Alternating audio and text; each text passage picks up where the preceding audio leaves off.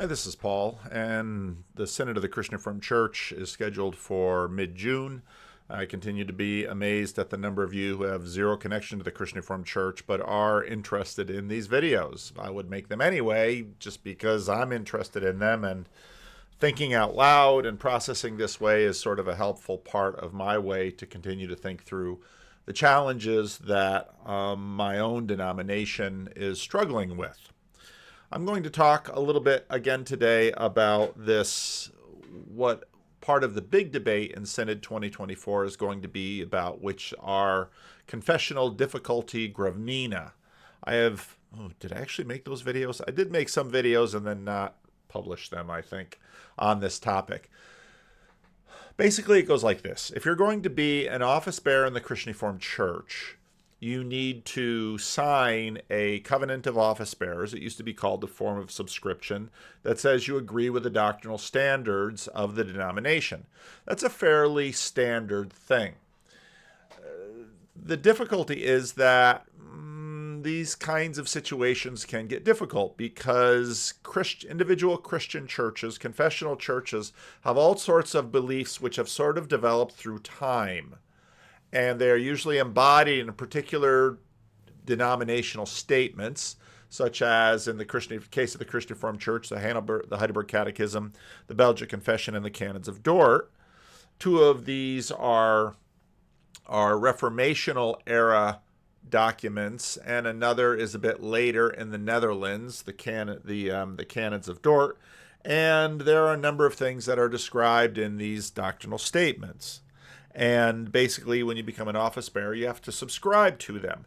Now, there's a certain amount of flexibility that is built into the covenant of office bearers or the form of subscription. For example, you don't have to say that the way that the wording is in these particular documents are necessarily the best wording. There's a little bit of wiggle room, but for the most part, you subscribe to the beliefs that are pointed to in these documents. Those are the three confessions and then three creeds: the Apostles' Creed, the Nicene Creed, and the Athanasian Creed. And that is required to be an office bearer in the Christian Reformed Church. Now, an office bearer is not just a minister or minister of the word. That is one office, but then there are elders and deacons and commissioned pastors who are really sort of a function of the office of elder. These are office bearers in the Christian Reformed churches, and the Christian Reformed Church professors at Calvin University also have to sign a form of subscription that is similar to this, that connect them to these three documents as well. Now, this is sort of the way that the church attempts to police itself and keep a degree of theological adherence and community within its boundaries. This has been the situation for a very long time. Many more mainline denominations will often have looser confessional standards, such as, I believe, the Reformed Church in America. They basically just have to testify that these doctrinal standards are historic doctrinal standards of the Reformed faith. They don't necessarily have to subscribe to the fact that they themselves adhere to them. Now, there's a lot to be said about confessionalism in this day and age. And these issues have a lot to do with a lot of the other issues that I talk about on this channel with respect to the recession of modernity, as John Vervaeke talks about propositional tyranny. I've given a number of examples many times, one of which is, last year, for example, the Christian Reformed Church decided it needed to pass a code of conduct and recommend that to the churches. Now, a lot of people out in the world would sort of be surprised that, you don't have a code of conduct. How are you supposed to know how to behave? Well, the Christian Reformed Church has known how to discipline people, especially clergy. Clergy are the people that are most often subject to formal discipline these days. And a common reason for formal discipline is often sexual misconduct. Now, I have never heard a single person who was deposed for sexual misconduct use as their defense that they had all of their propositional ducks in a row, because that is very much what you are holding me to in the form of subscription. You just have fairly loose descriptions such as conduct unbecoming. And it doesn't mean that the confessional documents, especially the Heidelberg Catechism in its teaching on the Ten Commandments, doesn't teach about certain behaviors. But again, a confessional church tries to police subscription to beliefs, and that's sort of how it tries to keep itself coherent as the church goes through time. Now, people understood that, well, sometimes someone might believe 95% or 99%. And even though I use those numbers, sort of by virtue of the way beliefs work, it's really hard to quantify them down into numbers like that. But someone might be in agreement with the majority of beliefs in a church, but they might have a difference on one thing or another. A fairly common one in the Christian Reformed Church is, let's say, infant baptism, where someone comes to a Christian Reformed church from, let's say, a Reformed Baptist church, and they start attending the Christian Reformed Church because it's a fairly conservative, in many cases, or in some cases at least, Reformed denomination, and so they like the subscription to the Heidelberg Catechism and the Belgian Confession and the Canons of Dort, except infant baptism. They don't believe in infant baptism, they embrace believer baptism. And so they come to a church and they say, I'd like to join your church. Now, subscription for membership and subscription for office bearing this is an active debate, but in terms of sort of the oral history, the subscription for membership is a much lower bar than for office bearers. Members don't have to sign the covenant of office bearers, hence covenant of office bearers. When people join a church, they agree generally to the doctrine of the church and agree to be in submission to the discipline of the church, but it goes about that far. So it's not unusual to have plenty of people perhaps without much Reformed background, much knowledge of Reformed confessional documents, and sometimes a fair amount of knowledge of Reformed confessional documents, but a few objections on a few key points where they say, I agree with everything but infant baptism.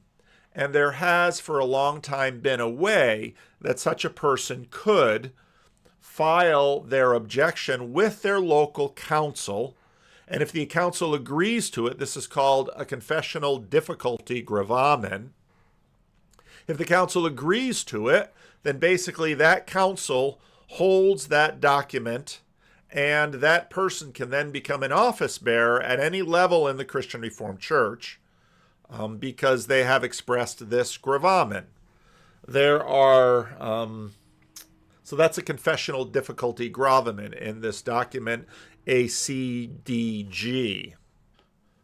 Cedric Parcells, who has made some forays into the corner, he's been on Jacob's channel, wrote, I think, quite a fine group of papers on the Abide Project website. That if you want a history about the gravamen process, you can. I think Cedric's done a good job of this. One of the things that he points to is the Bohr case, and we're gonna talk about that a little bit. Now, what's happened in the Christian Reformed Church is that for a number of years now, a number of people have wanted the Christian Reformed Church to update its report, the 1973 report on homosexuality, and change its posture. And so there had been a series of, maybe I can pull up the denominational website. There had been a series of overtures coming to Synod requesting more guidance on pastoral care to same-sex attracted individuals. Now, you can find a bunch of things on the Christian Reformed Church website. There are position statements that reflect a whole bunch of things that have come before various synods. And if you look under homosexuality, you can find a history of the Christian Reformed Church studying this. And you can see it first showed up in 1970. 1973 was a major report, and there have been some significant reports since then. In 2013, Synod received 2 overtures requesting guidance on applying the CRC's position in light of legalization of same-sex marriage in Canada since 2005 in many U.S. states. 2016, appointed a new study committee. I've talked about some of this history before. And so the Christian Reformed Church had been studying that. Now, of course, what happened in that the Human Sexuality Report, sometimes called the HSR because we abbreviate everything, the Human Sexuality Report that was approved in Synod 2022 and very much ratified in Synod 2023, which maintained the traditional posture of the Christian Reformed Church with respect to human sexuality, also tied its findings to the Heidelberg Catechism, hence making this a confessional issue. Now the reason, and last year's Synod was supposed to treat that, but the Synod ran out of time, and we talked about that quite a bit that last year. That became quite a bone of contention in a variety of ways, but this year's Synod will pick that up again. The question that basically Cedric Parcells asserts that what happened in the Christian Reformed Church after the Boer case was that these confessional difficulty gravamen became sort of an exception.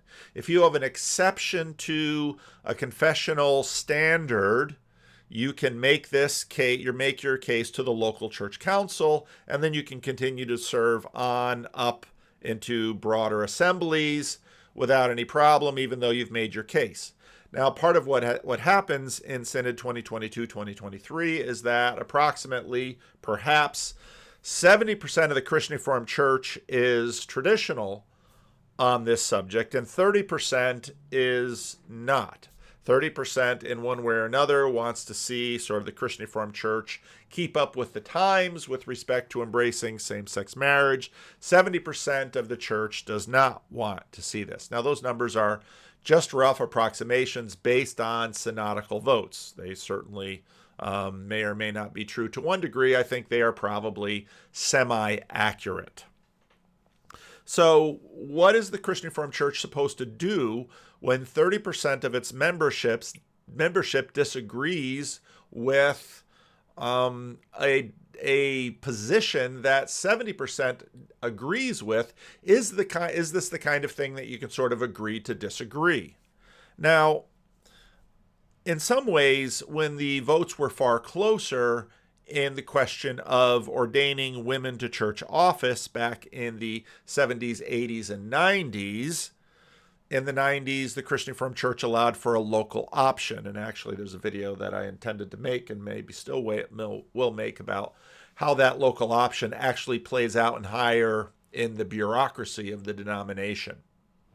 But there is no stomach for that, well, on the part at least of 60 to 70% of the denomination with respect to this issue, which has caused something of a crisis. If you have, it's probably not 30% of your churches in crisis, but a good number of your churches are in crisis because they have, at least implicitly, adopted a position that Synod 2022 and 2023 have said is outside confessional boundaries. Now, part of the way to address this beforehand would have been, well, all of those people can just take a confessional difficulty gravamen and continue to serve in office, etc., etc. Then you would still have the question of whether or not churches can abide by this or will abide by this. Now, I think in the minds of some in the Christian Reformed Church, they would like to imagine that, well, okay, so now we've established the confessional boundaries, and here's the standard, and now maybe we should sort of do a reset and say, okay, everybody needs to sign the form of subscription, the covenant of office bearers all over again, and this way we'll sort of weed out those people who don't believe as we do, and that way we'll sort of fix this problem. Well, part of the way it works in a Christian Reformed Church is that you usually sign this thing when you enter office, and you don't sign it again until you enter another office. If you go to classis, you'll sign it. If you go to synod, you'll sign it. Usually at synod, for example, all you do have to do is sort of stand up and show that you're in agreement with it if you've signed it before at synod, and then you're in the books. Now, this entire thing assumes, now this is part of what I think the Christian Reformed Church is really going to have to deal with.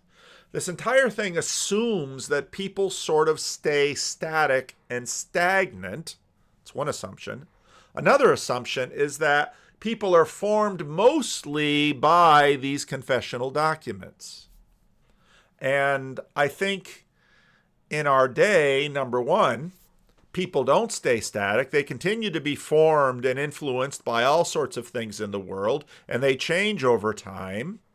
And number two, the amount of formation that is happening even in people who were born and raised in the Christian Reformed Church it's as if you sort of had a confessional clean room, that you imagine that these covenant youth in the Christian Reformed Church, baptized in the Christian Reformed Church, made profession of faith in the Christian Reformed Church, were somehow only the products of the three creeds and three forms of unity. And so that's all they know. And so that's how they are confessionally, when in fact, the world is quite a bit messier.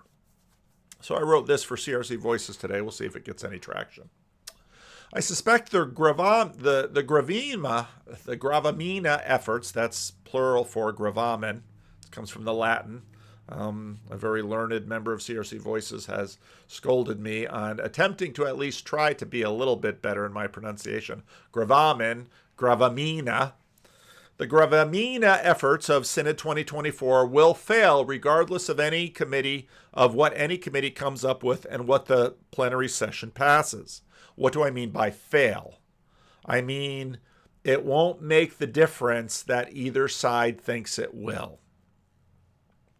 Synod cannot pass anything as tight or as loose. Synod can pass anything as tight or as loose as it wants, and it won't make much of a difference. What will be increasingly important will be boundary markers and figuring out what the community will tolerate and what it will not. Assemblies are living agents, and they will be what determines most of what we care about in these never-ending threads on CRC Voices, discussing and arguing and fighting and bickering and all kinds of things that people are doing on CRC Voices back and forth about this issue. Now,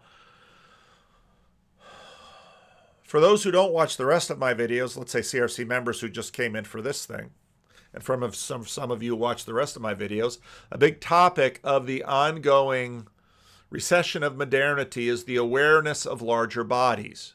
Now, we would imagine those who are formed in church have a degree of knowledge about this kind of thing, because this is the language that comes from the New Testament and the Apostle Paul, that churches have bodies, and classes have bodies, and synods have bodies. And in fact, in, let's say, the beginning of the book of Revelation, there's a letter to the angel of the church of blah, blah, blah, blah, blah. And another video idea that I have is to talk about that a little bit more fully. Churches have bodies, and those bodies have characteristics.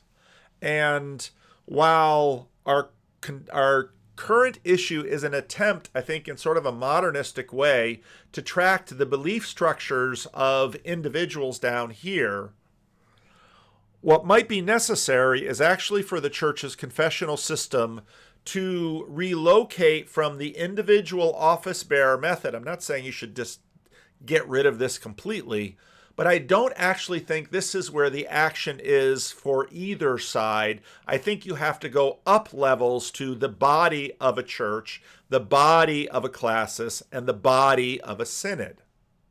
I think actually you have to make those transpositions up if you want to probably get more of the results that you want instead of the kind of results we've been getting.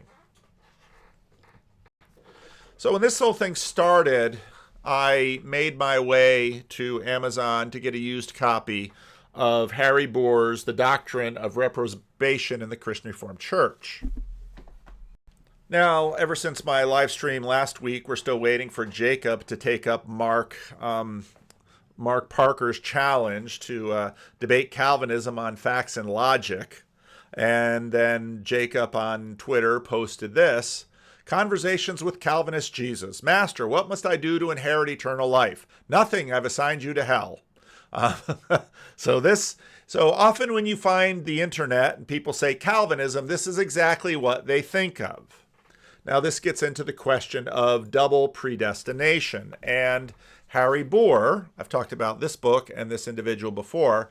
Harry Bohr had been a missionary to Nigeria, career missionary to Nigeria, taught school, wrote books, was kind of a Christian Reformed missionary scholar, but he had a problem with the question of the doctrine of reprobation as described in the Canons of Dort. And so there are two kinds of gravamen. One is a confessional difficulty gravamen, where you basically say, well, I have a problem with, well, let's say in this case, the doctrine of reprobation as expressed in the Canons of Dort. You could sign a confessional difficulty gravamen with your local church council, and they would read it, and they would look at you, and they'd say, yeah, okay, we'll sign off on it. And after that, you can serve in any office of the Christian Reformed Church you want. Your local council knows you have this difficulty, and you're admonished, don't make waves with respect to this. But there you go. You're free to move around the cabin. The other kind of gravamen is basically to ask the denomination to study the Bible again and change its mind on this particular document. That would mean changing a confession. Now, this gets into the question of how these confessions are used, because these confessions are not only used within the Christian Reformed Church to govern life and doctrine, as we say, they're also used as ecumenical documents for the Christian Reformed Church to tie itself to other denominations. And for this reason, for a fairly long time, individual denominations are loath to actually change the confessions, even though the idea behind the confessions that these are subject to the Bible. The argument is that, well, if the Christian Reformed Church finds that this particular confession in this particular way does not actually express the Bible faithfully, the church ought to be able to change the confession. But because these are ecumenical documents, none of these individual denominations really want to change the confessions. So what they do in some cases is they'll add a little footnote. And they'll say that Anabaptists are not detestable. And the Catholic Mass is not a detestable idolatry. And so it'll play around with these footnotes. And when you subscribe, you basically assume that, yeah, the footnotes too. And off you go. Now, so in this book, Harry Bohr, who served his entire career as a faithful, beloved missionary, was pressed by his local council and then filed this confessional, basically a confessional change gravamen, a confessional revision gravamen, and decided to make this point. Now, the book tells the story of it a bit and gives his rationale for why he believes the Canons of Dort should be changed. It's a fairly small book. But I think in many ways, and Cedric does in fact cover this book in Part 4 of the Bohr case, Part 5 is the Bohr case unique, does cover this book. But when I read this book, I read a man who was disappointed with his denomination. I think Harry Bohr had in his mind something of a theologian's hero's journey, something similar to the video I made about Scott Vanderploeg last year with his sort of Mr. Smith Goes to Washington moment. It's sort of this hero's journey where Harry Bohr, missionary theologian, would write convincingly that the Canons of Dort should be changed and that lay people and pastors and scholars all around the denomination would read his proposal to change the Canons of Dort and would study it fervently, and there'd be a passionate conversation and discussion in the Christian Reformed Church, in local councils, in classis meetings, in synods, that there would be article after article in the Banner, that year after year. Now, as many fantasies go, he probably didn't think about this, because what the Christian Reformed Church has been dealing with over the last 50 years, first the fight over women in office, and now the fight over same-sex marriage, other fights over global warming, all kinds of other ideas. That doesn't sound like so much fun, but it's sort of Scott Vanderploeg standing up in Synod, not taking no for an answer, point by point by point, winsomely bending Synod to his desire to have the Christian Reformed Church take seriously its numerical decline and once again do basic evangelism and discipleship and grow its way out of its death spiral. That's the fantasy hero's journey, but the theological version of it would be that Harry Bohr would take on the tradition and the canons of Dort would be corrected according to biblical theology, and the Christian Reformed Church would change its mind, and at the end of years of long battle and struggle, Harry Bohr would be vindicated and the CRC would be corrected, and children would be catechized in a proper understanding of divine election, and all would be well in the world. And that didn't happen. Time and time again, he notes in here, his local council's a little worried. They don't know what to do. They've sent it to Synod, and Synod just kind of wants to say, Harry, we love you, Harry. You're a little bit of a pain. It's really annoying that you're making us do this, but we love you, but we don't really want to go through the hassle of having this big fight. And truth be told, this was written in the 80s. They're too busy having dozens of other fights, the least of which wasn't women in office, that dealing with these points of the canons of Dort really aren't the hot button issues that we are dealing with. So eventually he got Synod to take him seriously, and there was a synodical study committee of beloved, earnest scholars that basically said to Harry, you're wrong. We don't agree with you, but we love you. You're retired. All good. And that did it.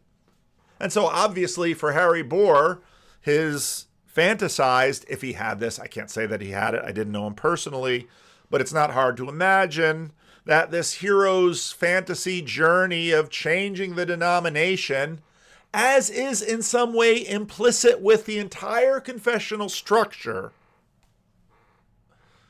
he's disappointed. It didn't happen. And the reality, of course, would never be that clear because, again, in the 1970s, 80s, and 90s, there was endless appetite to debate women in office, and there was very little appetite to debate this. And now that we come to 2024, there's endless appetite to debate same-sex marriage, and there's very little, where did it go? There's very little appetite to debate this. Harry Bohr's book is perhaps the most important for reasons its author really didn't communicate in the book. It's a short book. He objects to double predestination. There are others, rumor has it, in the denomination who have confessional difficulty gravamen with this subject.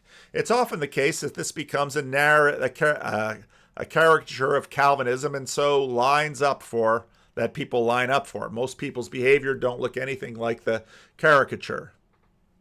What really grabbed me about Bohr's book is the disappointment in the community around how it possesses theology. He had wanted to provoke a groundswell of theological discussion at many levels regarding this point. He had hoped that somehow the brightest and the best among the great and small would focus on this, do their Bible study, do their theological reflection, and perhaps side with him to change the canons of Dort. His deep disappointment was that none of this happened, while finally, with sheer effort and determination, He provoked a group of CRC theologians to engage his work, but in the end they decided that he was neither worthy of a glorious theological martyrdom at the stake or excommunication, nor vindication. The confession stood, he was thanked for his work, and in the end it was seen as nothing to see here, really. I think there's a reason so many seminarians study this. Now, a few guys have said, I wrote a paper about this in seminary. Of course you did, because every seminarian desires to be Scott Vanderploeg, except maybe Scott Vanderploeg having won the Synod floor, being able to actually say he won the denomination, and his vision of evangelism and discipleship just catching fire in the denomination would happen. But again, generally speaking, these are the things in our mind. It is a sort of hero's journey for church theologian. It is Mr. Smith goes to Washington, Scott Vanderploeg moment, where there's one person's reading, vision, etc., changes the world. Luther, of course, lived it, and many since have wanted to be Luther all over again. We sort of backed into a system, if Cedric Parcells is correct, where he offers the confessional difficulty gravamen for permanent exceptions to those who bothered with the confessional machinery, and then others somewhat drowsily signed the form of subscription and later the covenant of office bearers with not too much anxiety about any theological jots and tittles that they contained. This is, of course, until the same-sex marriage debate, which many, in fact, on both sides did care about, and we need to find a way to ensure that it is confessional. Now, what's interesting in both of these cases is that there's probably this desire, and you see it in many posts on CRC Voices, and you see it in how many debates on YouTube that we will have this mythic debate, and in this mythic debate, things will be clearly seen, and things will be sort of boiled down to scientific essences, and everything will be clear and everyone will agree, so say we all. Almost never happens. We're having this fight, and it's more like a war. It's kind of the difference between a boy's idea of a war and what war really is. Well, in the Christian Reformed Church, we're having a civil war, and it's no fun at all. And for the most part, there'll just be a lot of damage all over the place.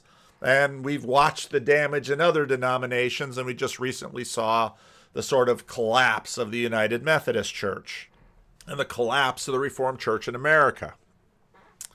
I, for the record, think this issue is highly confessional, even if one has to stretch things a bit to attach it to one of our confessions. It is behaviorally highly confessional given the amount of passion it has generated in both camps. If you look at CRC websites where a church wants to put its best foot forward, you don't necessarily find articulations of any sort of element from the three forms of unity, but you'll find rainbow hearts, flags, presumptive tautologies like all means all, except if the orange man came wanting to partake, I suppose. Now, another video that I haven't made, maybe we'll make, maybe won't make, has to deal with, in fact, where I think confessionality has sort of moved to, which is, in fact, the prophylicity of these bodies. Now, some of you who only listen to the Christian Reformed Church, videos that I make won't have any idea what I'm talking about with respect to prophylicity. Sincerity, I'm getting this work from Hans-Georg Müller and adapting it a bit. A society of sincerity is one in which your identity and roles, the things for which you gain status and approval, are fulfilling the roles you were born and inherited. Being a good husband, being a good wife, being a good farmer when perhaps the farm was handed down. This is a society of sincerity. Society of authenticity imagines that there's some secret sacred self, there's a true you, there's a true self, that somehow you have to attain, and so you go out to find yourself to sort of attain it. Prophylicity is when you gain status by doing these things online in an online profile. Now, it's very interesting to me that the two major affirming website efforts that we have in the Christian Reformed Church are currently the Hesed Project. They're sort of the complement to the Abide Project. And All One Body, which is an older group that has been fighting this fight for a very long time in the Christian Reformed Church. Both of these groups have made lists of congregations in the Christian Reformed Church that are affirming in one way or another. And here on the All One Body, it says, well, you can find their public statements in this document. Well, let's see if the document is there. Page not found. Oops. Broken link. Hesed has given you a PDF that you can sort of page through and look at these. Now, I've talked with some office bearers from some of these churches, and they'll say things quite understandably like, well, you know, what's on the website? I mean, maybe the pastor and the church secretary sort of put that up. But I would argue that actually these documents are steps towards confessionality. And sort of a natural evolution of this will likely be, as Synod 2024 comes up with something with respect to gravamen, which again, I don't think will make very much difference at all. The real question that Synod 2024 will do is decide, how does discipline look against other bodies? Now again, the Christian Reformed Church order machinery is all about disciplining individuals. And there really isn't very much at all about disciplining bodies, whole groups of churches. Because I think in our modernist individualistic culture, we have in some ways sort of gotten away from the kind of social imaginary that you will find in the New Testament that is exhibited with the church in Ephesus and the church in so on and so forth place. Now, I made a video about this piece by John Baer, who's an Orthodox clergy scholar, because of the embroilment of the Orthodox Church in the Russian-Ukrainian fight, has this rather dramatic piece where he asks some penetrating questions about who speaks for the church. And he winds up in some ways sort of being kind of a bit of a congregationalist. It's a very interesting piece and something that sort of surprised me as coming out of Orthodoxy. Now someone has done the work of not just of sort of building on this this document here and the website on All One Body to actually go through and look at some of these statements on church websites. It's interesting because some of these things are sort of located in different parts of their website. Some are sort of implicit between the lines. Grace Church believes in a triune God, Creator, Son, Holy Spirit. We believe God is welcoming to all those who seek to know Him. We are committed to creating a safe and supportive space for people of all races, cultures, sexual orientations, gender identities, age, gender expression, or relationship status. It's interesting that race and culture get 2 words and their age gets 1. Sexual orientation, gender identity, gender expression, relationship status. And of course, creating a safe and supportive space. What do you mean by that? It's a little bit fuzzy. Creston CRC, which isn't in Grand Rapids East, it's in Grand Rapids North. If you go down, they have a rainbow heart and read the full inclusion statement, but they've got this on their main page. And so then if you go to their full inclusion statement, you have the lamentation, welcomes and affirms all people, including LGBTQ plus individuals, couples, and families, and aspires to offer full care, love, and support to all. We encourage the full participation of LGBTQ plus individuals in the life of the church, serving as volunteers, receiving the sacraments, holding staff and leadership roles, and being ordained to all offices of the church as the Holy Spirit calls and leads. So in their statement, you have something that's quite explicit and quite quite broad. Oakdale Park, which was the church that my grandparents grew up in, and an aunt and uncle who passed away not too long ago, they attended. If you go to, where did I just had it? Core Values. If you go to their Core Values and you go all the way down, they have their statement on LGBTQ plus inclusion, recognizing the differences of biblical interpretation regarding same-sex marriage and acknowledging we are in a place of uncertainty. We move to invite all members of Oakdale Park to full participation in the life and ministry of the congregation. Neither sexual identity nor being in a same-sex relationship will impact a person's membership or ability to fully participate at Oakdale Park Church. A little bit more vague. They sort of have a both sides, but what you see is, again, working towards an identity of the body, but in a space of prophilicity. If you want more on this prophilicity thing, you might want to look at my video on Edith Bunker. Looks like somebody came to the house that I have to deal with, so hopefully I can finish this at some point. So a Church of the Savior's website has a pretty extensive page on some of this stuff. Response to Synod 2022. One of the words that I look for on a lot of these sites are authentic. And maybe I will take a clip from the Edith Bunker video and drop that into this video at the end, because this, I think, the understanding a culture of sincerity, a culture of authenticity, and then a culture of prophilicity, you really sort of see the prophilicity developing with respect to the body and identity of these churches. Now, again, the church is a collective body.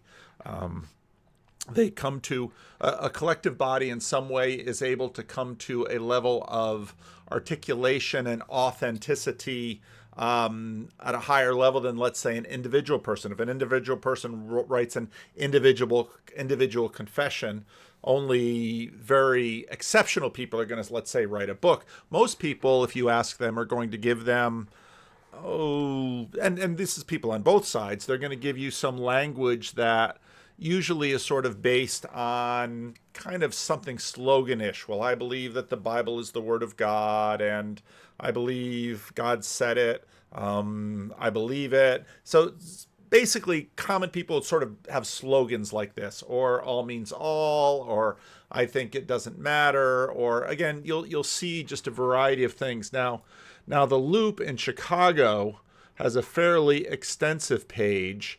And what's interesting about their page is that they link to a Chicago Coalition for Welcoming Churches. And so now again, you begin to see I think a next step in confessionalism, in that, well, again, in this age of prophilicity, you've got mugs, magnets, shirts, buttons. These are all sort of prophilicity style things. I need the merch and the branding and the supplies so that I can display my visual confession in this way. And they've got a lot of churches here. I'm looking for a statement here. And again, something like this, they've sort of taken on the language of pride. Upload your 2023 pride photos and videos. And then you have join and renew your partnership. Now, another video that I intend to make looks at the denominational plan, basically.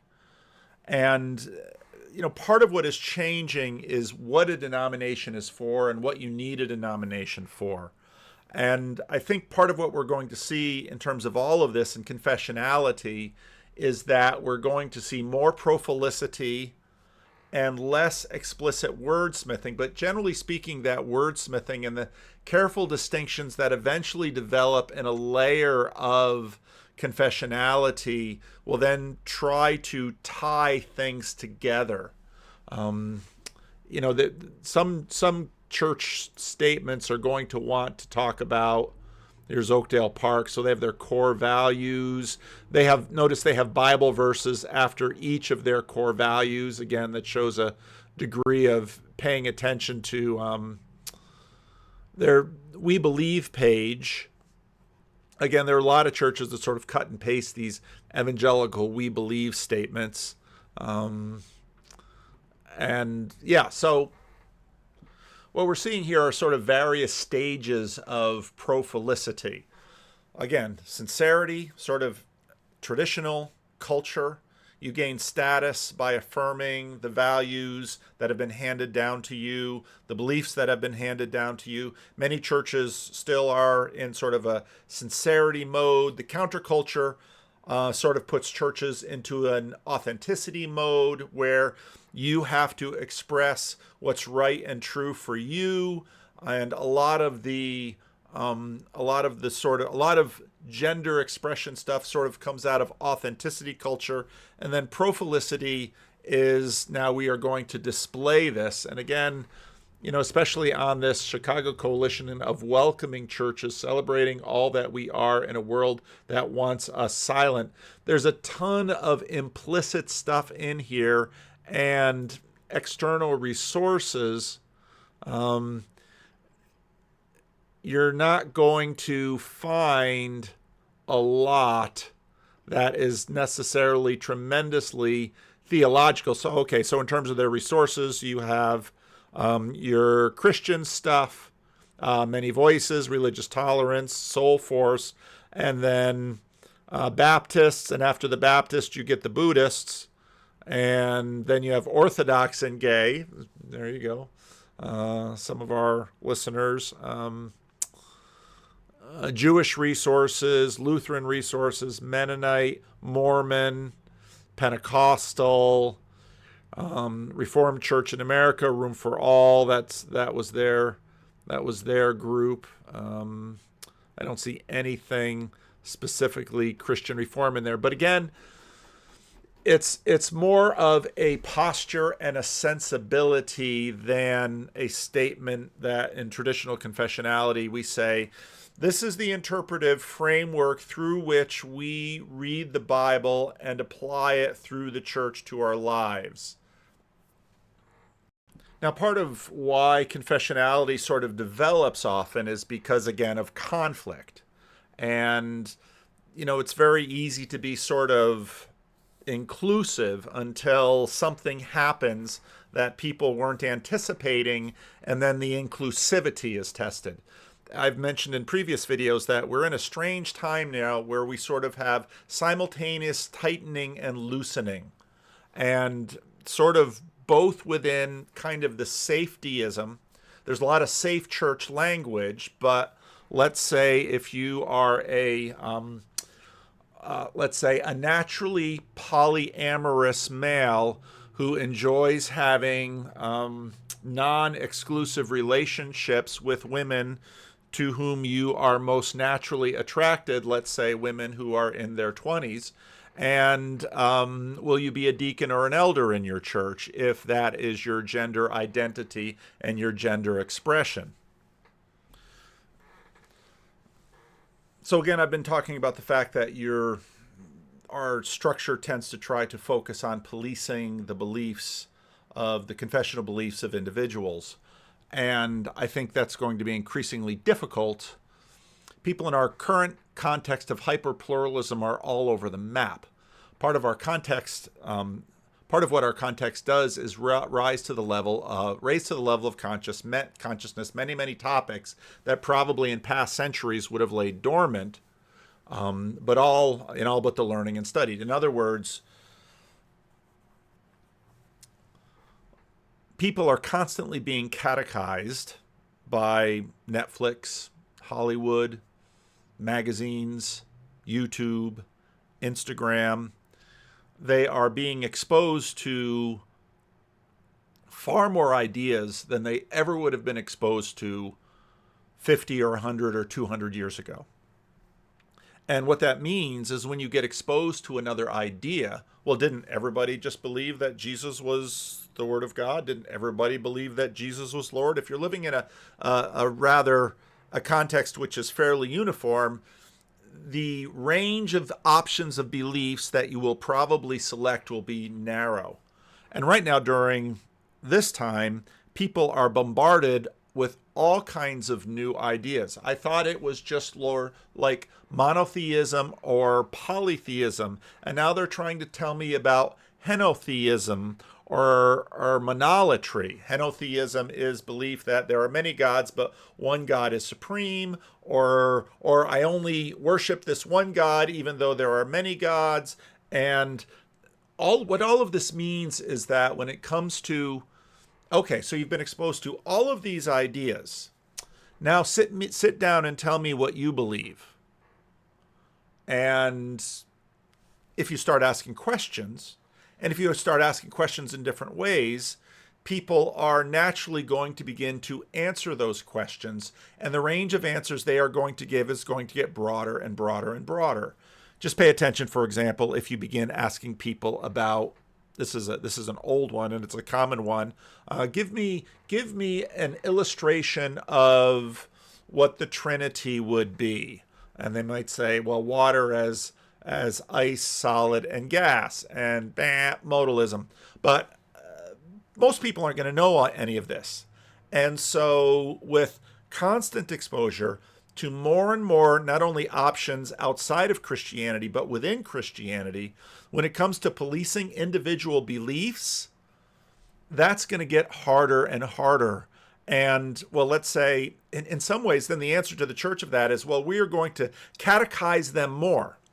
But part of the irony with the higher levels of catechizing, you are also going to expose them to different options. Well, what did the Nestorians believe?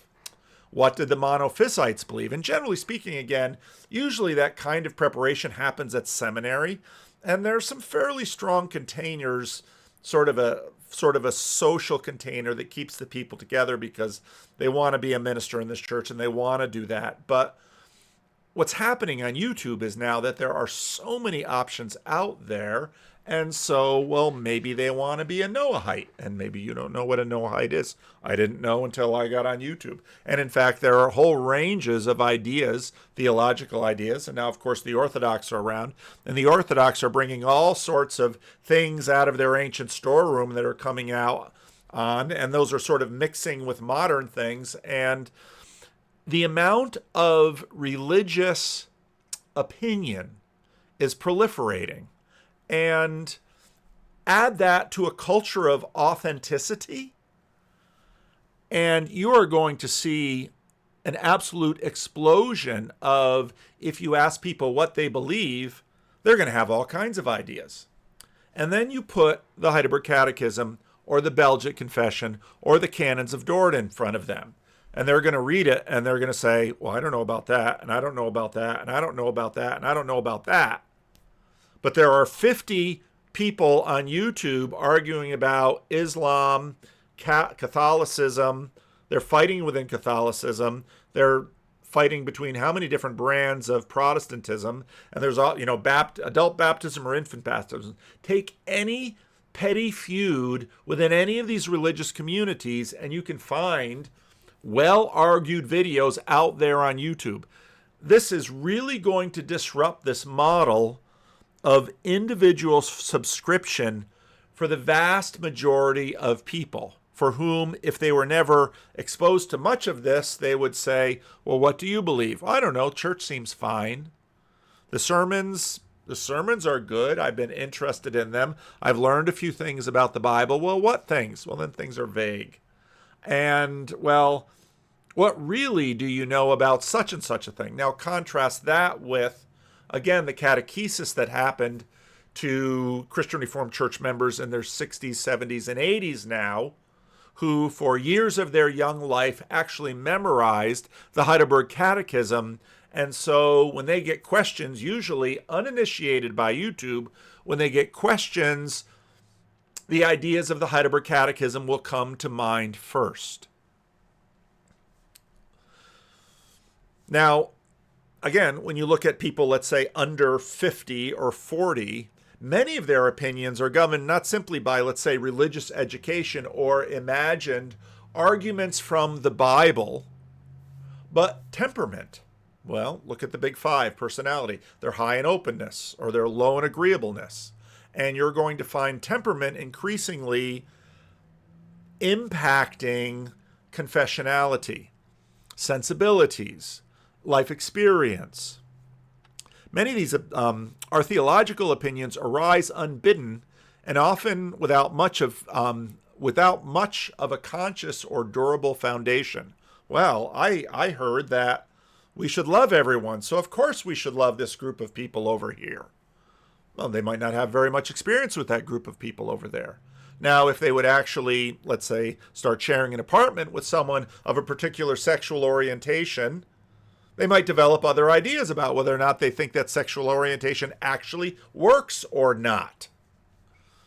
And this is part of what we're finding, and especially in a context of sexual liberation with, if you go back to one of my previous videos, people are sort of trying these things out for themselves. That's has tended to be now a very interesting source. I don't know if it's a majority source, but a very interesting source of traditionalism.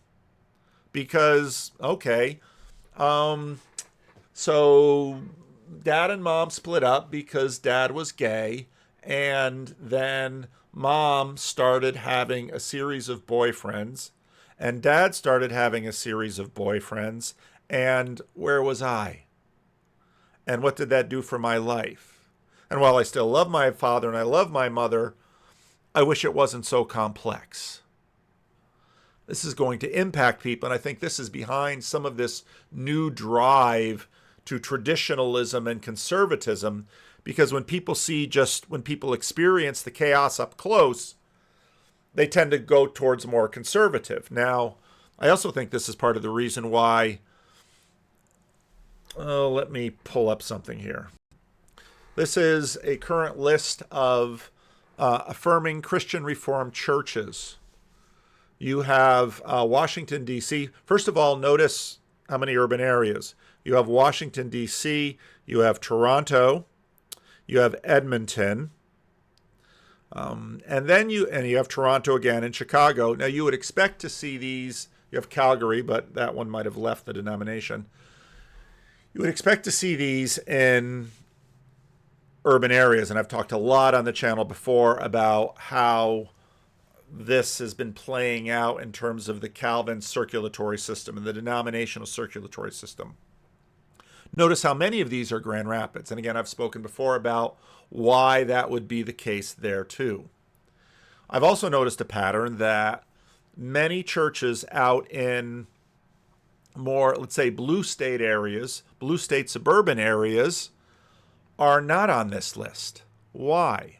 Well, probably because a lot of them, and this is sort of counter-narrative for West Michigan people, a lot of these people coming in for evangelism are seeking conservative churches because they've had one or two generations of a lot of chaos, a lot of that due to divorce and sexual authenticity quests.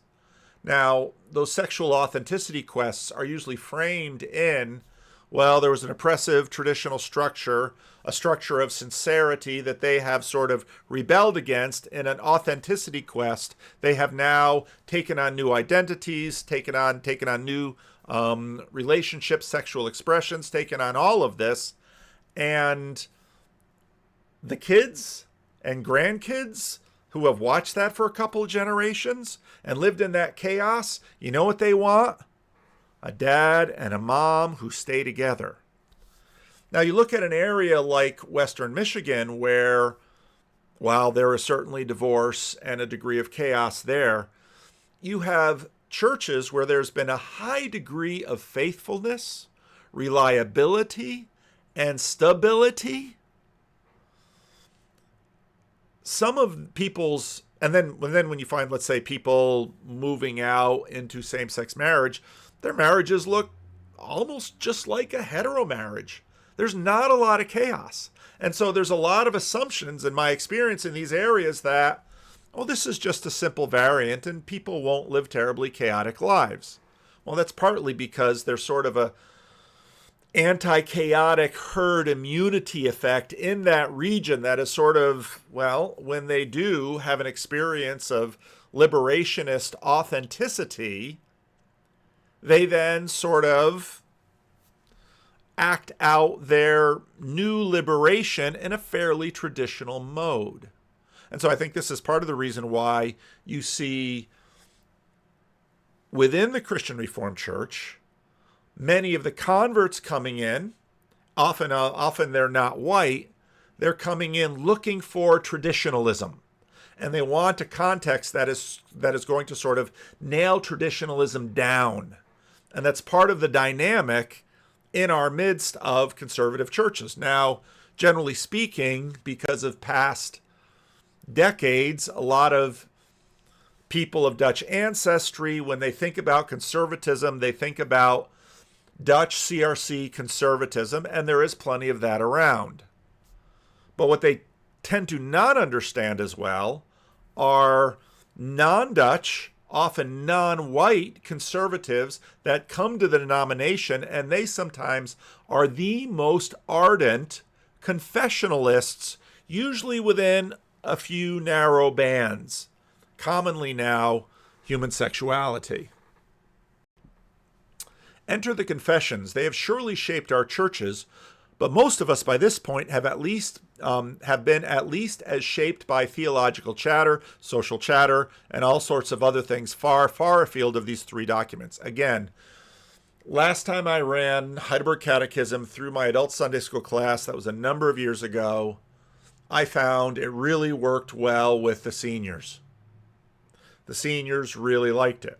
Now I'm finding some refugees from social chaos America really liking traditionalism too, liking old documents, answers that have been sort of stood the test of time because they are reacting to chaos.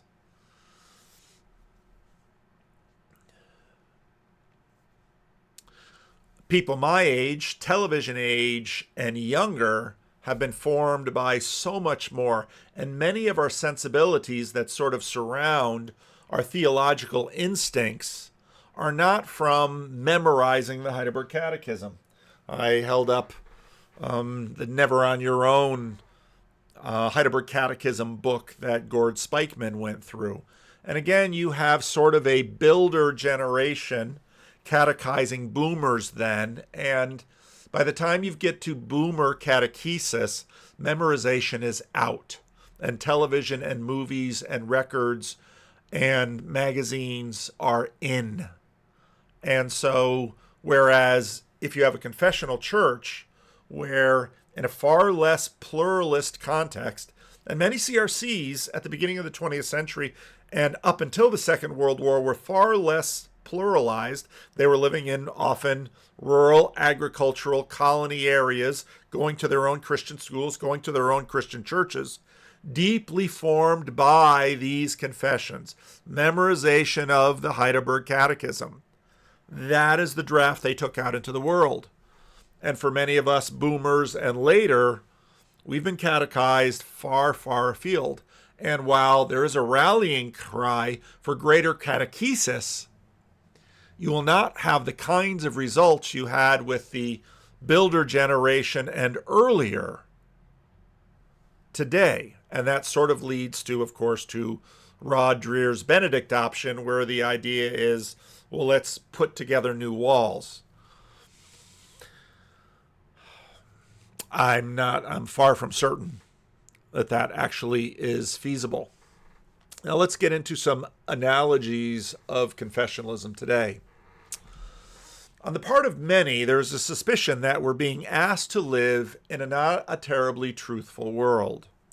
Most of us, if you sign on for a service or buy a software product, when you got that Gmail account long time ago, Google asked you to agree to terms of service. Think about someone coming into a Christian Reformed church. They don't know a lot about the Christian Reformed church. The music was to their liking. The preaching seemed good. The people were nice. They knew some things from the Bible, from the past. They looked at the church website, and if there was any statement of beliefs at all, well, they're not going to read the Heidelberg Catechism. They're probably not going to understand the Belgic Confession or the Canons of Dort very well. And they're asked to join. Yeah, I'll join this church. And when they joined the church, they heard, do you believe that this church preaches the Bible, the Word of God, and what it says about it? Yeah, it sounded good. And then, well, they're not in church too long, and if they have their lives together, and if they're diligent, and if they participate well, the church really has a need for office bearers, so would you stand for deacon? Well, sure. Okay, so you're voted in as deacon. Hurrah! You go to your first council meeting. You got to sign this form of subscription. It's not that dissimilar to Google Terms of Service in terms of their experience of it. We imagine that we sign the covenant of office bearers sort of like we click agree to a EULA. Probably most of you don't know what EULAs are, but you have agreed to dozens of them. Or terms of service when we shop on the internet. Or when you buy a car, you go into, you finally get into the finance guy's office and here, sign this. That has to do with the tires. Here, sign this. That has to do with privacy concerns and the information you're giving us. Here, sign this. That has to do with the DMV. Here, sign this. You have to check off these things. You're not getting this clear coding. You're not doing this. And so you sit there with that finance guy and you sign and you sign and you sign and you sign. And there are reams and reams and reams of small print that you have now legally agreed to. But you figure, if any of this is like really weird, wouldn't I have learned about it? Because everybody's driving a car. Everybody sits in this office and sign, sign, sign, sign. What do I know about what I signed? Now, there are a few of you, and you will have a comment about, I always read it. Good for you. I probably should too. I have no idea what the Google Terms of Service said when I got a Gmail. I have agreed to all kinds of terms of service on YouTube, and I'm only fuzzily aware of it. What are the terms of service I agreed to on Twitter? I don't know. How about Facebook? I don't know. Most of you watching this agreed to all dozens of documents of terms of service, and you have no idea what it is, but it must be okay because they haven't put me in jail and I've never gotten a bill. We don't really know what all is involved, but we like the car and the salesman seem nice, and all that we know is that we have to do this just like everyone else before we get where we want and to get on with life. We figure that if there's really bad things in that we'll hear about it. Now we have churches posting inclusion statements on websites after 2022 and 2023. What does that mean? Isn't that exactly the sort of thing we expect from the fine print that we agree to when we bought a car or sat with a finance guy? These are inclusion statements. Where does the language come from? Do they try to include this? And again, I take these churches at their word that this is their... See, now this is the problem with the name of sincerity. This is their authentic statement of faith that they believe they are best following Christ by their affirming statements. I have zero doubt of that. That's exactly what they believe. Now, they haven't shown a lot of footnotes. They might point to books that other people have written. But again, it's noteworthy that the Loop Church joins the Chicago Coalition of Welcoming Churches. That doesn't just include only churches. So there's no confessionality in here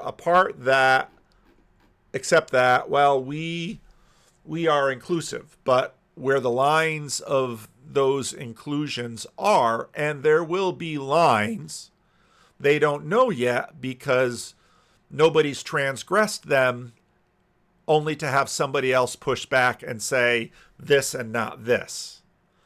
And that tends to be what confessions do.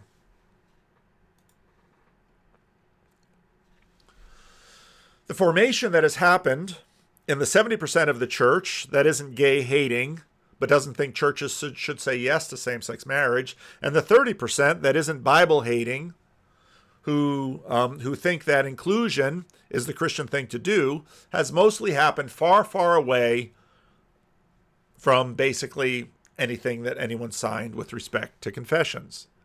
Now, this is confessional, I believe, because it is probably more a break in Christian practice and behavior than in some ways what we saw in the Protestant Reformation.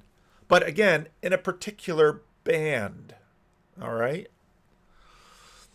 The norms that the church adopted in late antiquity with respect to these ideas didn't divide the Protestants and Catholics.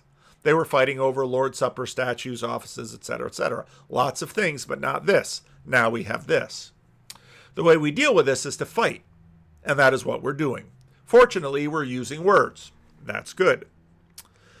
Confessions are going to demark communities, and so I think we're going to see a continual evolution of confessionalism, especially on the left, because they will be the ones that, if institutions actually survive and don't just come apart because people don't quite know what they're for anymore, and that coming apart might take 100 years, they're going to have a lot of definition to do. And they're going to have to figure out how these things work. That's what they do. While people down below in the churches are going to be sort of a mess, especially today, confessions will, on websites and flags, say, in this church we believe this and we think it's important. And eventually they're going to get to, and in this church we don't believe that. That's what, in fact, affirming CRCs are now doing. And not because PVK told them to have a confessional conversation. They are doing it because they are bodies. And they are bodies with identity, and they are bodies with identity that are trying to express their identity in a space of prophylicity. Now, some of those churches with statements on their websites don't agree with what's on there. Now, some of the people in those churches with statements on their websites don't agree with the statements on the websites. Again, the website was probably perhaps approved by the council, maybe written by the pastor, or maybe borrowed from another church somewhere that somebody knew. But there will be some percentage of the people in the congregation that disagree with this. We heard this from Neelan back when this whole thing started. They said basically roughly, what did they say? 40% is in agreement with this, 40% is opposed, and 20% are willing to go either way. So then you had your agreement coalition of 60 and off they went.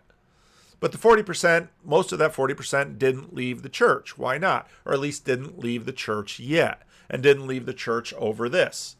What happens in terms of confessionality as sort of the blanket of inclusion sort of sits out there and becomes exclusive as something happens, as someone does something, as someone leaves a relationship and the person who is left is angry and says, this person didn't treat me well.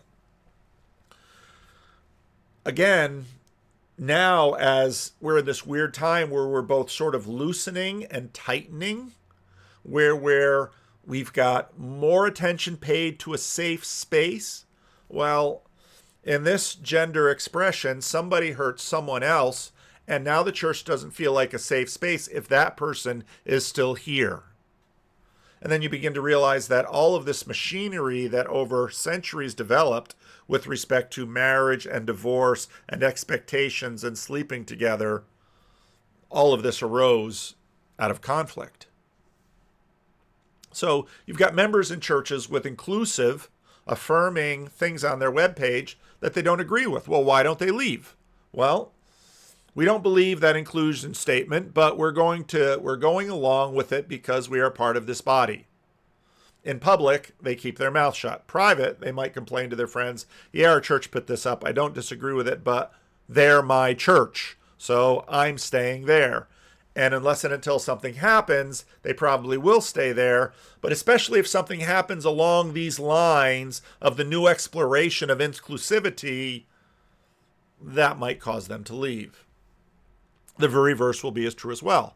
CRCs that are not objecting to the human sexuality report are not posting exclusion statements on their website, and there are people in those churches who are taking silent gravamen of their own against the status of their local church, but they're still acting in accordance with the belief of that local church. In other words, what happens is that this gravamen practice gets practiced implicitly. They're not going to talk against their church in public. That would be a betrayal. In private they might, but again, the confessionality that is counting is that of the body, not the individual.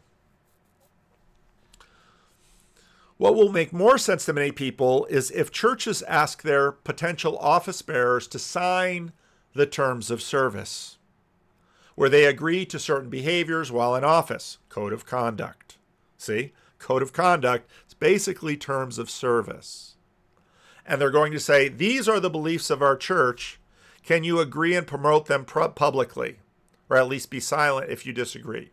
Yeah, I can do that. Well, why do you do that in a church with which you have disagreements? Number one, you've got the proliferations of opinions, so there's going to be all kinds of things that you disagree with all kinds of people in the church, including the pastor and the council on, but this church is close to your home. This church helped you out when your family was dying. This church has music that you like. This church has a program that you like. You might not like this church, but your kids really love this church, and you're really happy your kids are going to church, so you're going to go to this church. When it comes to decisions, the decisions that real people make with respect to what church they go to, individual confessionality is fairly far down the list, and I think body confessionality will be higher. Now, what's going to be interesting is how this is going to disrupt denominations. And I think we are going to see more and more disruption of denominations because for the most part, this denominational machinery has been developed over the last 500 years. And the changes that are upon us, especially with respect to prophylicity and confessionality on church websites, they're new. They're new. We've only had church websites for a little while. COVID accelerated all of this prophylicity with churches. And this is going to continue to change faster and further than we can imagine. Denominations, again, I've mentioned the Alliance of Reformed Churches. I think Dan Ackerman and Tim Vink basically set that thing up with cell phones and laptops. The Christian Reformed Church is selling its building because it doesn't need all that brick and mortar. Denominations increasingly don't need publishing houses because anybody can use Squarespace or cut and paste the confessional template from another church that they like. We are going to continue to see massive disruption of churches, and especially at the higher and higher levels they go up. Again, what I'm reading here is from an Orthodox. Orthodox. I don't mean small o Orthodox, meaning conservative or confessional. I mean big O Orthodox. In the Episcopal structure, as they have developed throughout histories, and as we have inherited them, are not of the being of the church, but evolved for the well-being of the church, as indeed they were, something I can't emphasize too greatly, the question we must ask in the light of the problems outlined in the beginning of the essay. This is Russia versus Ukraine, and the patriarchs not agreeing or getting along. What happens when such structures and positions no longer act for the well-being of the church? We are clearly in a time of transition, every bit as momentous as the conversion of Constantine and the empire, although in the reverse direction. We no longer live in Christendom and are learning, once again, what it is to be an exile in this world. As such, it would not be surprising to find that the forms and structures developed within prior epochs must also evolve, as they did back then, to ensure that structure once again serves the purpose of its function. Now you can look at my conversation I had with Job on function and structure. So I think we are going to continue to see things change. And I think, as we have seen for the last few hundred years, the bonds that be at the local level, which are face-to-face, are going to have priority.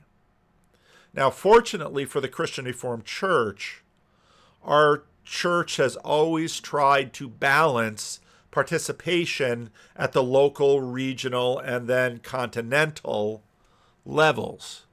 And so the Christian Reformed Church is probably going to have an easier time, but the kind of brokering that is happening, well, we saw it with the women in office discussion. We are going to see it with this conversation, and it's not going to end. And as I continue to think through this confessional question, I'm increasingly thinking that we are probably going to have to pay a lot more attention to the prophilicity and the confessionality of collective bodies more than trying to track the always changing confessionality of the individuals. Some people are going to be fairly steady, fairly reliable, but in all likelihood, they are going to be making compromises and agreements much more like terms of service than the system of confessionality that we inherited. Now, I don't know how this video is going to land.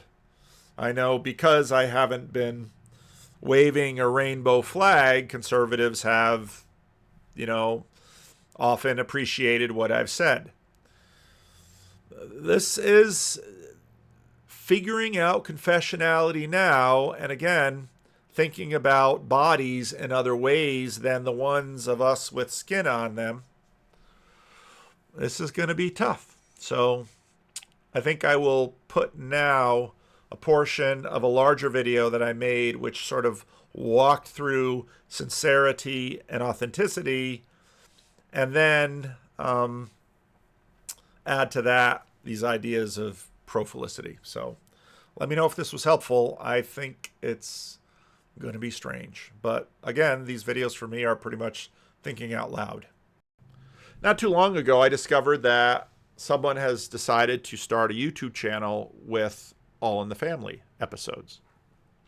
And it's very interesting for me, being old enough to remember watching All in the Family on black and white TV in Paterson, New Jersey. And finding the episodes and looking at the topics of episodes, there's very little in our cultural discourse today that didn't make an episode of All in the Family. And the way that All in the Family processed this is so very different from how it is processed today. Now, one of the big, so recently I shared this with some people, and a couple of women in my life expressed how much they don't like Edith. And I thought, that is super interesting. Because if you want to understand sort of what went through the culture in terms of the 60s and 70s, All in the Family was sort of demarcating this thing from Norman Lear's perspective. Now, there's a very interesting video on another YouTube channel. Can't you say you're oh, come on, what YouTube channel was it on? Matt Baum did quite a good episode on the inside story of All in the Family, rise, fall, and afterlife of the bunkers. Now, one of the episodes I came across was this episode entitled Alone. I'm trying to see if season 2, episode 19.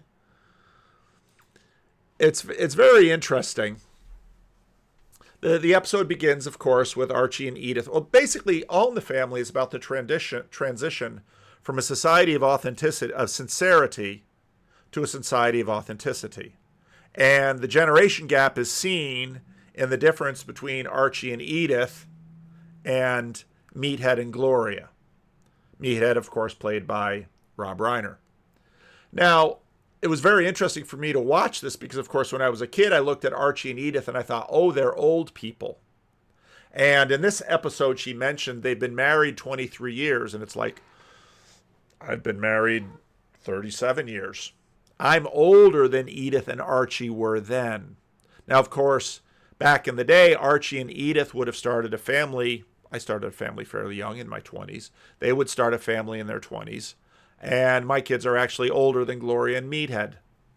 But, of course, if you've never seen an episode of All in the Family, you should definitely watch one. Starts off with this song from the early 20th century. Those were the days. And, well, in this particular episode, Mike, also that Archie calls Meathead, and Gloria are going away, and they're going to be gone, which means that Edith and Archie are going to be left alone. This bothers Edith because, well, what is her identity? Her identity is found in a culture of sincerity. Her identity is that of a mother. And the kids are leaving, and what is she going to do? She now no longer has a role. And I think this is part of the reason that many women in a culture of authenticity see Edith. She has no status in a culture of authenticity. Ironically, hey, she has some status in a culture of profilicity because she's playing one of these chaotic roles up there, and she has celebrity. But she's very concerned because Mike and Gloria are going away. And so then she sits down with Archie, and Archie just wants to read his paper. And first she tries to entice him. And, oh, the kids are away. We should have fun. Of course, Archie's not having it. Well, maybe we can dance like we used to dance right after the war. And he's like, no, don't bother me. I just want to sit here and read my paper. And then she is upset, and she basically says, I'm really upset, Archie. Edith has, and some of you won't even recognize this name, but you can go ahead and Google it. Edith has been watching Dr. Joyce Brothers on TV. Dr. Joyce Brothers was, I believe, big before Donahue got big. And if you don't remember Donahue, you don't remember the daytime talk show. Maury Povich is about all that's left. And you can sort of see the formula go to seed. I would say The View is sort of the heir of the legacy daytime talk show, except The View has many people. And what Dr. Joyce Brothers, or in some ways podcasts, are the heir of the daytime television talk show. Go ahead and look those things up on YouTube. You'll find Phil Donahue, Dr. Joyce Brothers. There's a whole group of them, Montel Williams. And they sort of went on in daytime TV and proliferated in cable and have sort of petered out and been swallowed up by podcasts. But Edith is a little upset because she heard on Dr. Joyce Brothers, and she's feeling it, that now suddenly she doesn't have much identity because she's usually there making food for Mike and Gloria and taking care of Archie and cleaning the house, and she's wearing her apron and she's doing all of these things. And it's really interesting if you listen to the Norman Lear's description of her on that other piece. I'll put the links down in the show notes. Edith now is sort of lost. And this is exactly the way at the moment in which sort of a culture of authenticity steps in. Well, Edith, maybe you had to do the role of wife and mother, fulfill these roles, but really your real obligation is to yourself. Self-actualization. This is your real role. That's your identity. Your role is to yourself. You've been oppressed. Now we can add some other. You've been oppressed. This is all in the 60s and 70s by this situation. And now you have to go out and find yourself. Now, of course, this will lead to women going out and finding themselves as single mothers and poor. And so then teaching their daughters to go into the workplace and get good jobs and good careers. And now many women are finding themselves in their middle of the 30s, struggling with fertility, not being able to find a man. The culture of authenticity and the culture of profilicity imagines that they must get a man who's, making six figures and 6 foot tall and better than 6 inches someplace else. So a 666, it's such an ironic name. So Edith is in crisis because she doesn't know who she is. And so sort of instinctively what she imagines is that, well, the only other way it can be is for Archie and I to sort of step back and be pre-children. Again, let's play records, let's dance like before the babies came, let's do it before we're married, let's find romance again. And Archie just can't be bothered with any of this. And she pesters him and pesters him and pesters him, and she's looking upset. And Archie is a bigot. Archie is all of the bad things. But the thing about Archie is, down deep inside, again, another difference from the 70s, Archie is, after all, not a bad guy. And episode after episode, Archie's a bigot. He hates all of the other races. He's got all of these bigoted ideas. But when a push comes to shove, he's actually going to be a mensch. He's going to come through and not always be the bad guy. So Edith is upset. That's bothering Archie. He doesn't want Edith to be upset. And so he agrees. Well, first he says, okay, I'll tell you what. You go into the kitchen and get me a beer. No. And I'll sit here and drink it and ignore you. No. Okay, you go into the kitchen, get me a beer. I'm going to go get a deck of cards. And we're going to play cards just like we did in the old days. And she's thrilled. So they start playing Jim Rummy.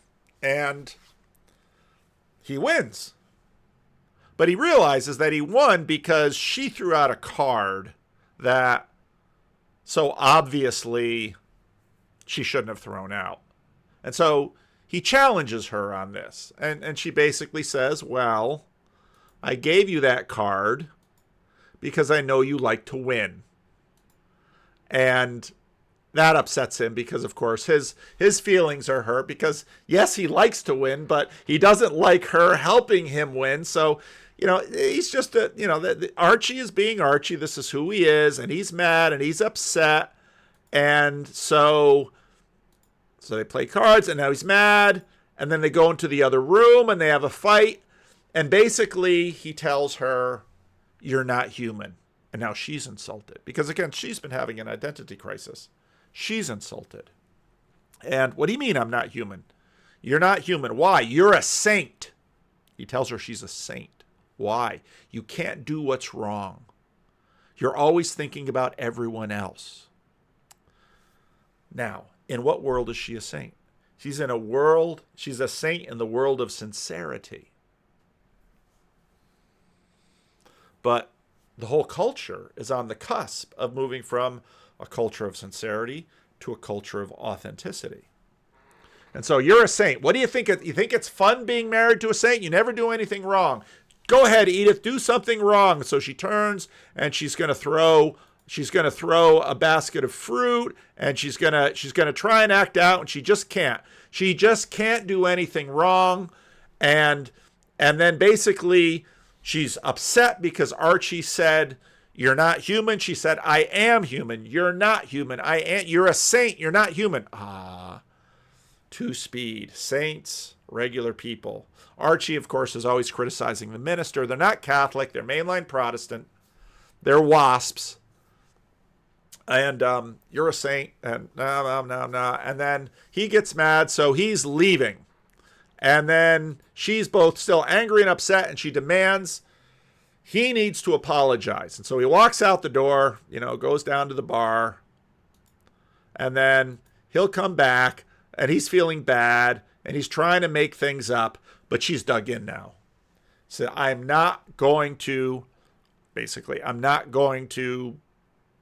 be normal, be your wife, act the way I should until you apologize, Archie. I'm not going to do it.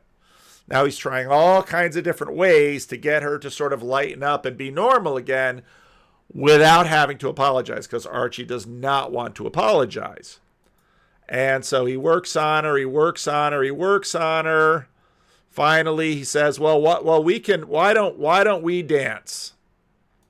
They do a lot of processing through this. Why don't we dance?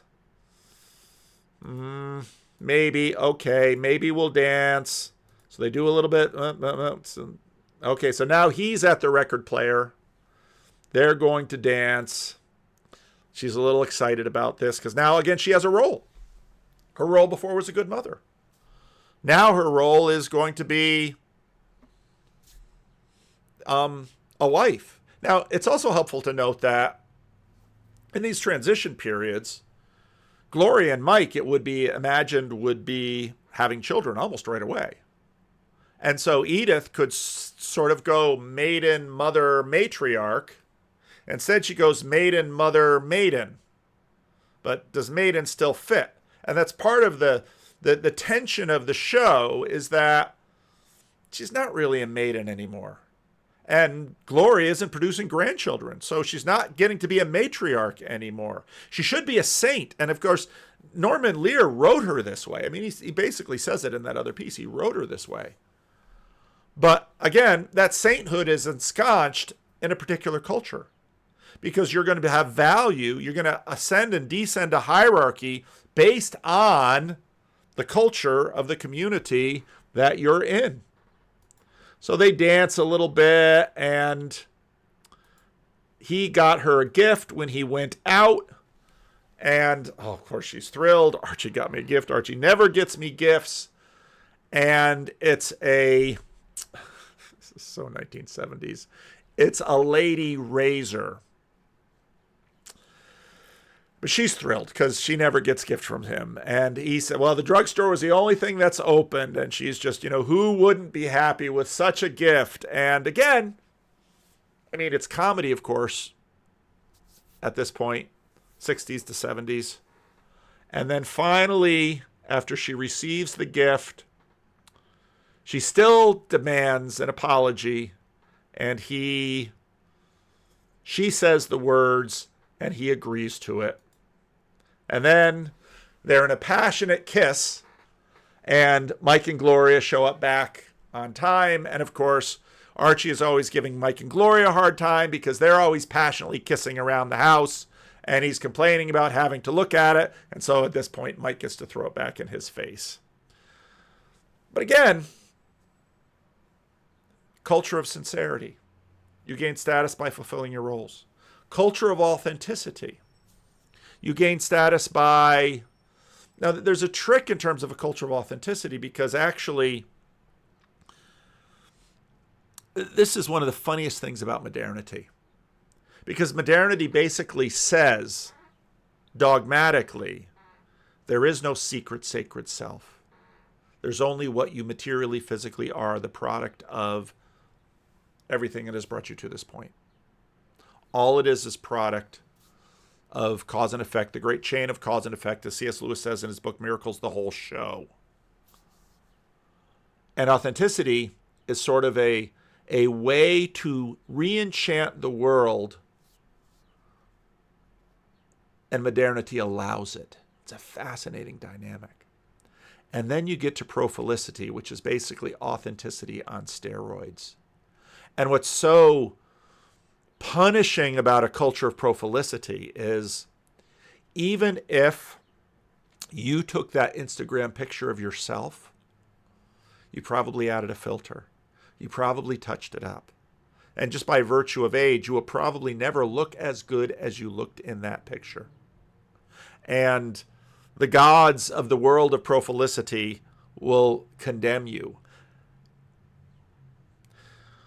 How this played out, it was interesting. In the estuary meeting, I sort of ran through a bunch of this, much shorter version of it, was you can begin to see sort of the traps that people fall into now. How there's a real elusiveness to the culture of authenticity. So let's say Edith, Archie never makes up. And Edith decides to leave to go be her authentic self. Well, what's really going to be the options for Edith? Now, she'll gain some status because people will say, oh, you left that jerk Archie Bunker. He was a bigot. He was a moron. You can do better than him. Odds are she probably won't. Odds are maybe she'll have a boyfriend or something, but she'll probably live the rest of her life alone with Gloria and Mike. Hopefully they'll have kids. At that age, they probably would. Today, less likely so. So basically what you can see is that this whole thing is sort of breaking down.